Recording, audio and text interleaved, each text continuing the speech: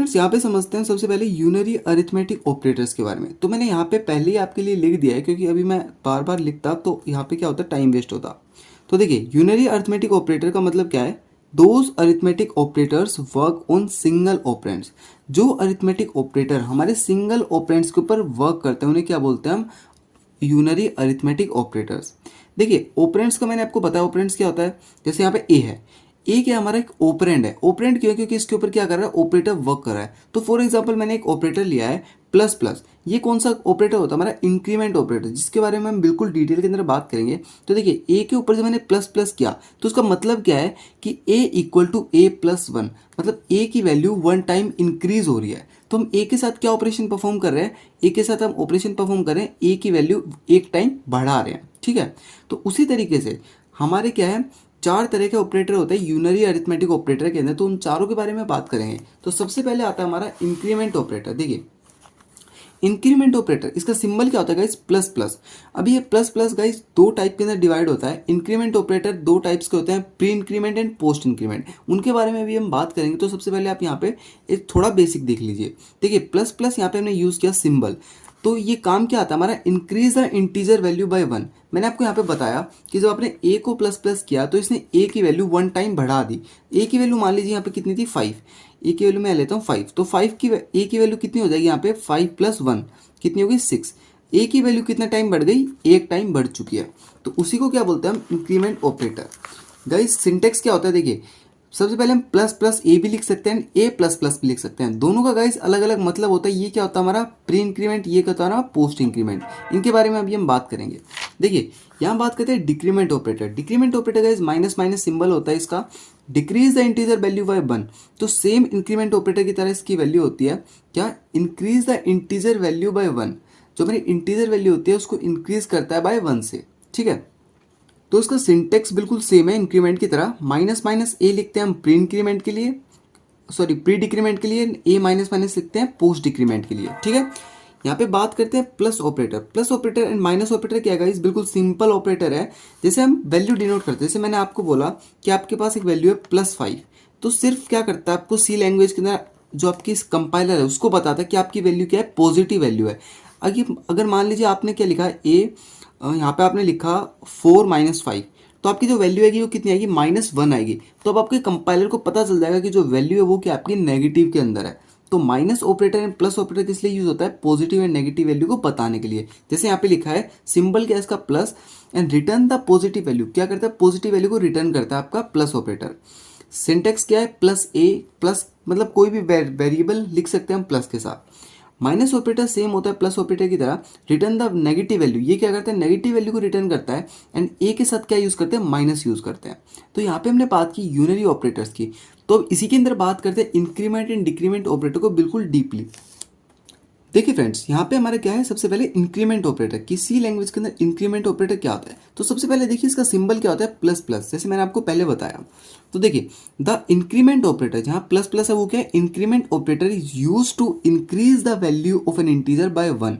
जो increment operator होता है वो क्या काम करता है, आपकी वैल्यू को बाय 1 इंक्रीज कर देता है। ये सिर्फ किस पे काम करता है, एक इंटीजर पे काम करता है। तो आपको ये याद रखना है, जो इंक्रीमेंट ऑपरेटर है वो क्या काम करता है, सिर्फ इंटीजर के ऊपर काम करता है।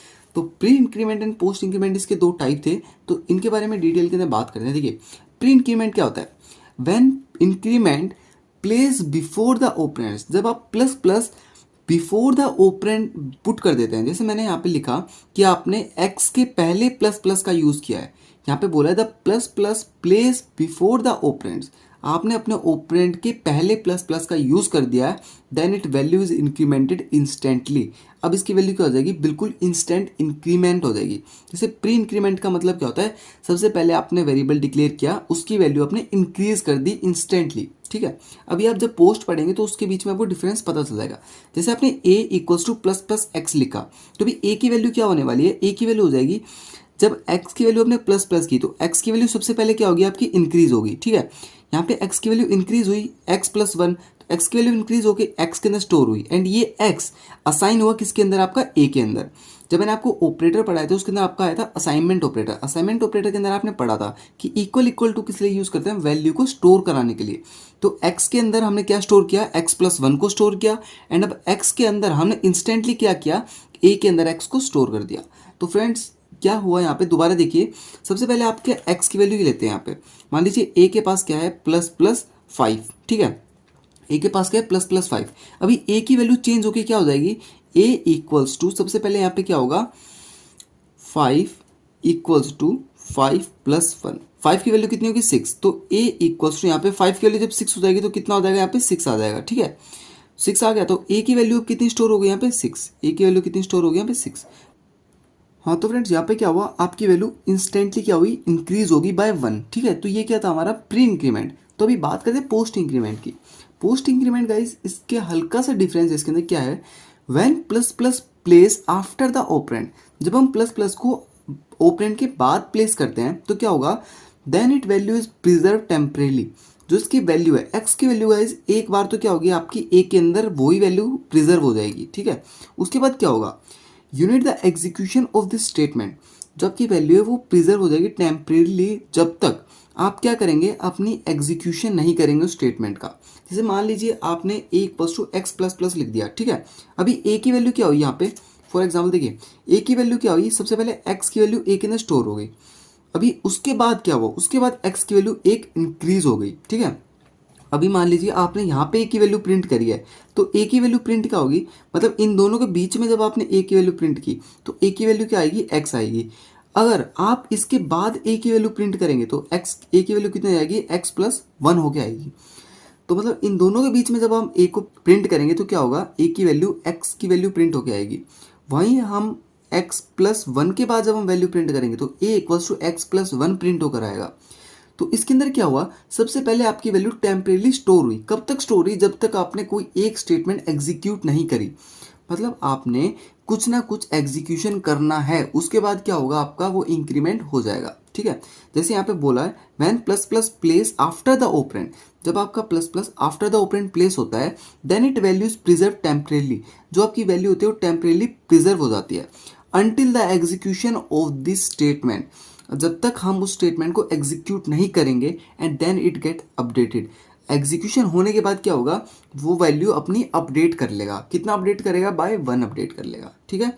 तो ये क्या हमारा post increment. Guys pre increment में क्या होता है, इंस्टेंटली हम क्या कर देते हैं, ए की वैल्यू के अंदर प्लस प्लस ऐड कर देंगे।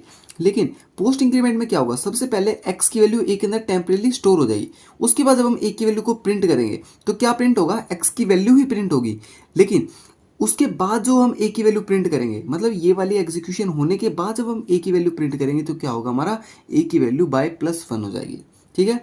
इसको सेम तरीके से बात करते हैं अपने डिक्रीमेंट ऑपरेटर की। ठीक है, डिक्रीमेंट ऑपरेटर क्या कहता है, the decrement operator is use to decrease the value of integer by 1। Guys same आपका डिक्रीमेंट ऑपरेटर है, जैसे आपको इंक्रीमेंट ऑपरेटर यहाँ पढ़ाया गया तो सेम बिल्कुल डिक्रीमेंट ऑपरेटर है। मैं आपको दिखा देता हूँ।